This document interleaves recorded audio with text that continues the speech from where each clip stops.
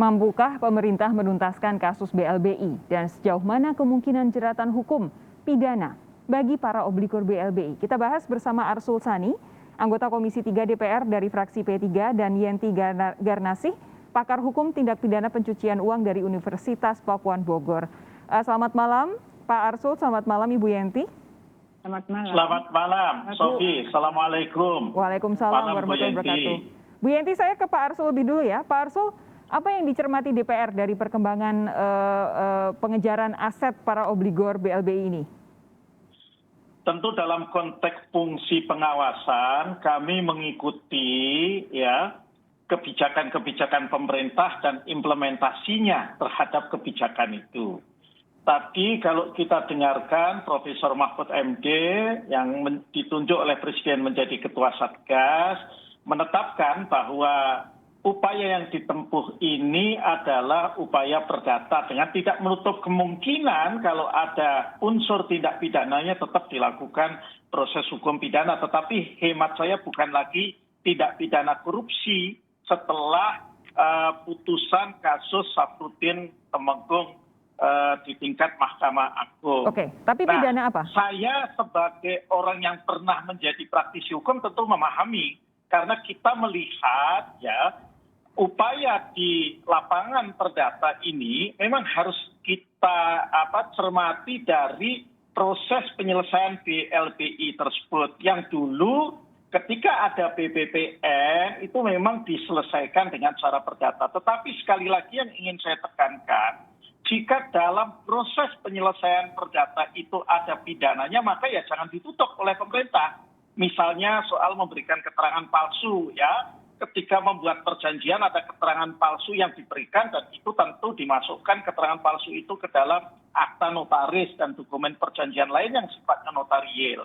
Kemudian juga ada unsur penggelapan aset yang harus diserahkan itu ternyata tidak sesuai, berkurang dari yang sudah disepakati dalam dokumen-dokumen penyelesaian. Okay. Ya, itu. Tetapi hemat saya memang kalau tindak pidana korupsinya menjadi sulit ya, kecuali itu tadi ada yang belum terselesaikan di cover dengan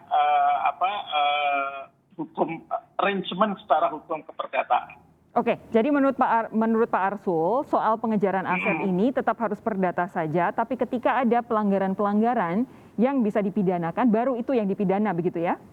Bukan tetap perdata saja, tetapi cara yang ditempuh oleh pemerintah untuk secara perdata itu bukan cara yang keliru karena memang dulu upaya penyelesaiannya dengan konsepsi perdata ada di lapangan perdata, tetapi kalau ada tindak pidananya ya kemudian tidak kooperatif debitor atau obligornya ya harus diproses hukum secara pidana. Baik. Gitu loh. Tidak kooperatif itu nggak mau bayar, nggak mau menyerahkan aset yang seharusnya diserahkan dan lain sebagainya lah.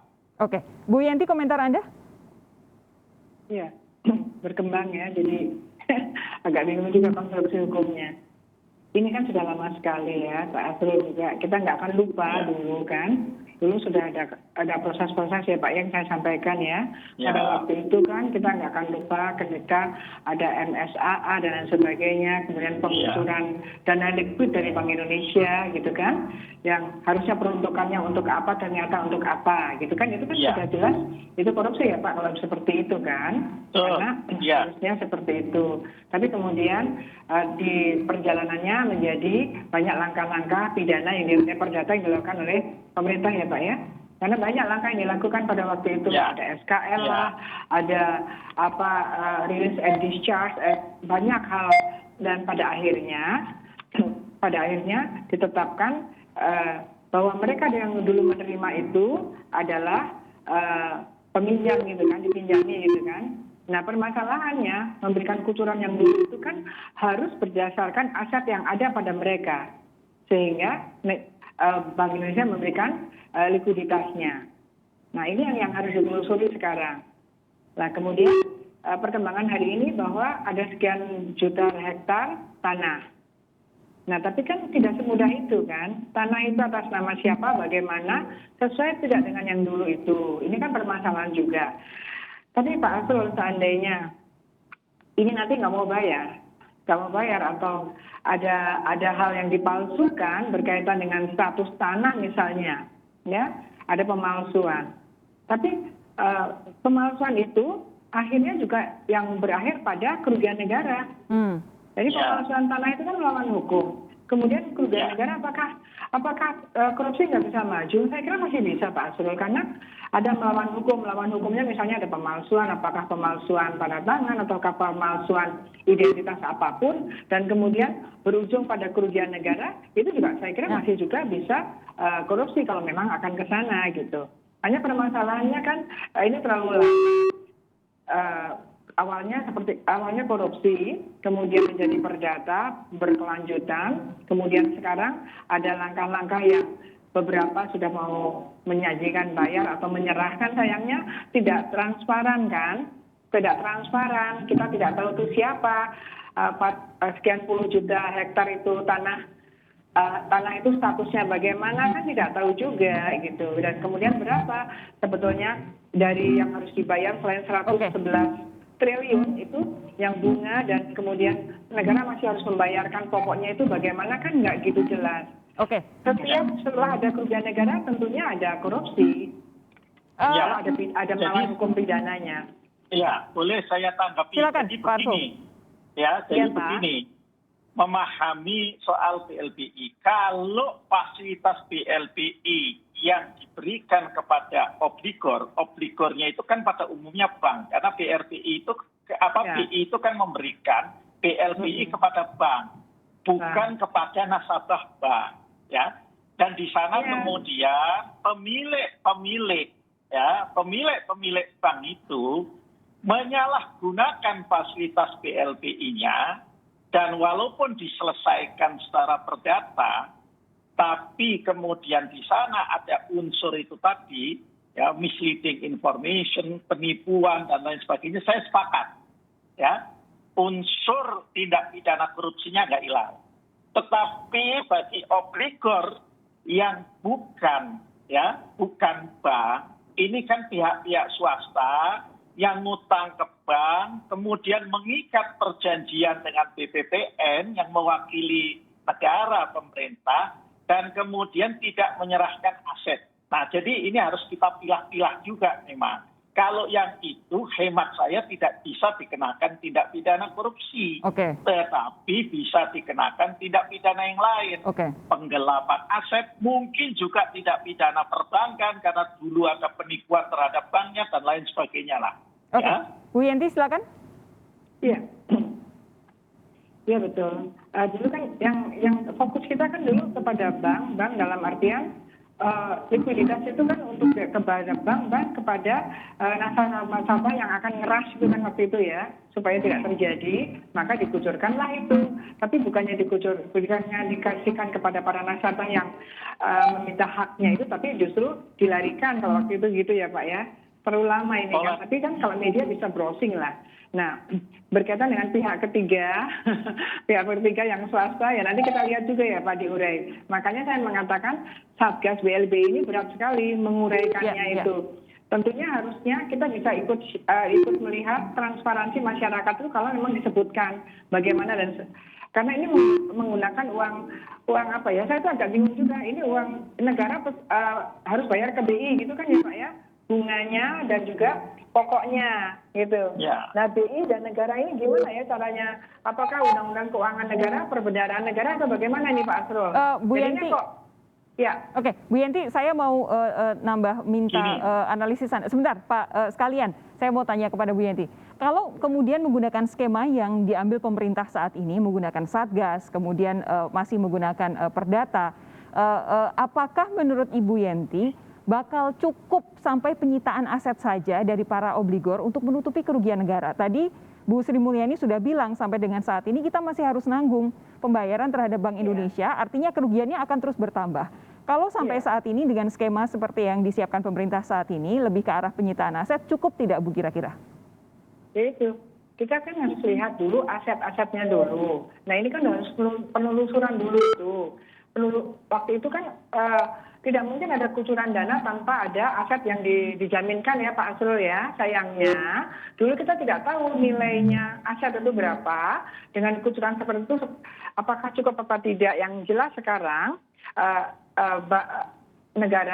negara harus membayarkan pokoknya kepada bank dan bunga-bunganya. Nah itu yang memang tidak ada transparansi. Yang tahu kita adalah semakin lama semakin besar kalau bunganya tidak dibayar. Kemudian kemarin ada pernyataan kalau tidak mau bayar itu akan dipidanakan, dikorupsikan kan gitu. Itu yang kita harus mencari, kan Pak Asrul juga dulu praktisi hukum.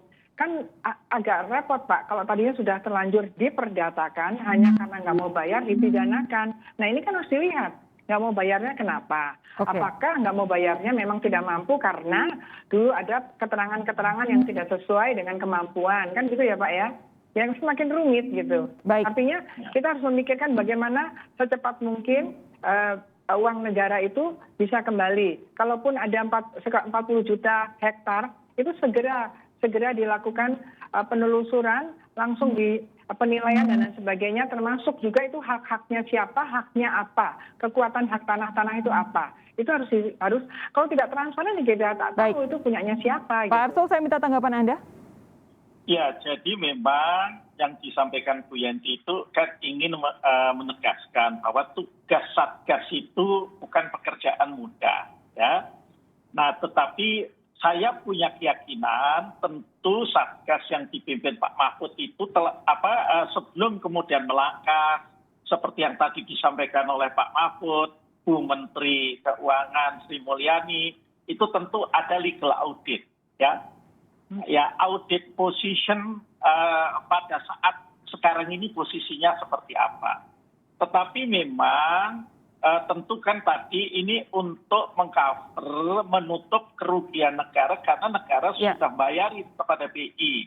Nah, maka ini menjadi piutang negara. Karena dulu setelah BPPN bubar kan memang diserahkan kepada pemerintah, ya. Jadi itu menjadi piutang negara yang dalam hal ini pemerintah negara itu berdasarkan Undang-Undang Nomor 49 tahun 1960 ya tentang penagihan piutang negara itu memang bisa kemudian dilakukan. Nah, tetapi secara umum kecuali terhadap obligor bankir ya hemat saya karena kan dulu yang swasta-swasta yang di luar bank perusahaan ini kan ngemplangnya sama bank ya. Ya dia kemudian banknya sudah tutup dialihkan menjadi piutang negara ya karena setelah direstrukturisasi atau ditagih oleh BPPN itu belum selesai sampai BPPN-nya bubar, maka kemudian menjadi piutang negara dan itu bisa ditagih. Okay. Apakah tidak bisa dipidanakan? Hemat saya memang sepakat dengan Pak Mahfud bahwa masih terbuka, hanya tentu pidana yang terkait dengan utamanya proses penyelesaian pada saat disepakati misalnya dengan BPPN. Ada unsur penipuan dan penggelapannya lah di sana termasuk keterangan palsu. Pak Arsul, begini, tadi Anda juga sudah menyatakan, ini kan tadi panjang sekali penjelasannya, kemudian kasusnya jadi berbelok kemana-mana karena ada satu dan lain hal. Anda juga bilang Satgas kerjanya memang akan sangat sulit sekali. Pertanyaannya kemudian, kalau ada target pemerintah menyelesaikan penyitaan aset, kemudian pengembalian aset obligor BLBI ini 2023, cukupkah hanya dengan Satgas? Ya, kan tentu Satgas itu kan sebagai trigger mekanisme lah, kalau saya boleh pakai istilahnya untuk KPK itu. Satgas kan nanti melakukan langkah hukum. Langkah hukum itu seperti penyitaan aset. Mungkin ada juga gugatan perdata. Mungkin juga ada pelaporan kepada Barreskrim Polri kalau ada pidananya. Apakah cukup sampai 2023 atau tidak? Jawabannya bisa ya, bisa tidak. Okay. Kalau proses hukum perdata memang akan lama. Saya terus terang juga tidak yakin 2023 itu bisa tuntas kalau yang ditempuh proses hukum perdata melalui gugatan. Baik, Bu Yenti, pertanyaan yang sama karena ada target 2023, kemudian saat ini yang dimajukan oleh pemerintah adalah Satgas. Bu Yenti menilai keseriusan pemerintah untuk mengejar aset obligor BLBI ini apakah sudah cukup tinggi keseriusannya? Iya Mbak, setiap pernyataan itu kan saya selalu posting lah di media ya. Saya sejak awal ada Satgas, saya katakan saya pesimis 2023 itu ya Pak. Karena sudah terlalu lama dan saya melihat kalau mencoba memikirkan kembali yang lalu, itu kan memang ketika dananya itu dikucurkan, dan itu harusnya kan ada appraisal ya Pak untuk menilai mereka punya apa sehingga uang negara bisa dikucurkan. Itu tidak mungkin kan uang negara diberikan begitu saja tanpa ada borah atau jaminan aset-asetnya. Nah pada waktu itu bagaimana jaminan aset-asetnya itu kan harus ditelusik oleh Satgas sekarang ini gitu. Ini yang bisa menunjukkan apakah nanti berhasil apa tidak. Kalau berkaitan dengan pidananya tadi, kalau misalnya ada pihak ketiga yang kemudian ternyata kali istilahnya Pak Asrul tadi ngemplang ke banknya gitu ya Pak ya, itu udah jelas pidana ya Pak. Minimal pidana perbankan kan, kejahatan perbankan karena pihak ketiga kemudian kan di sini waktu itu 44 orang itu sayangnya kan nggak lihat kita tuh siapa gitu ya Pak. Ada beberapa bank kita masih ingat, tetapi pihak ketiga itu kan kita tidak tahu siapa. Artinya kita nggak bisa ikut ya kita memang masyarakat harus mengontrol ya. Kontrol masyarakat kan harus selalu ada. Bu Yenti? Kenapa? Karena ini uang negara. Bu Yenti, kalau kemudian dari penjelasan itu menurut Anda setelah Satgas seharusnya apa yang dilakukan oleh pemerintah? Adakah yang harus maju lembaga tertentu untuk membantu Satgas misalnya? Pasti, karena kan Satgas misalnya Pak Mahfud kan tidak mungkin kemudian misalnya tanpa penegak hukum mencari di mana-mana kan tidak mungkin, pasti ada dari komposisi itu kan pasti siapa yang akan menelusuri aset, siapa yang akan melacak orangnya di mana, apakah benar aset itu dengan namanya waktu itu dan lain sebagainya. Kan itu kan memang ada langkah-langkah intelligence, ada langkah-langkah penegak hukum yang betul-betul profesional itu harus ada. Itu pasti tidak mungkin hanya sekedar langkah administratif mengatakan di sana itu tidak mungkin, itu pasti harus ada. Makanya Pak Asrul, ini perlunya untuk ke depan kita perlu sekali undang-undang aset recovery ini, undang-undang perampasan aset kalau ke depan nanti ada masalah. Kita belum punya itu. Waktu saya habis, Bu Yenti, Pak Arsul, terima kasih sudah memberikan analisis Anda, komentar Anda terkait dengan upaya pengambil alihan aset obligor BLB ini. Selamat malam, sehat terus, sampai jumpa lain waktu ya. Terima kasih Pak Arsul, Bu Yenti.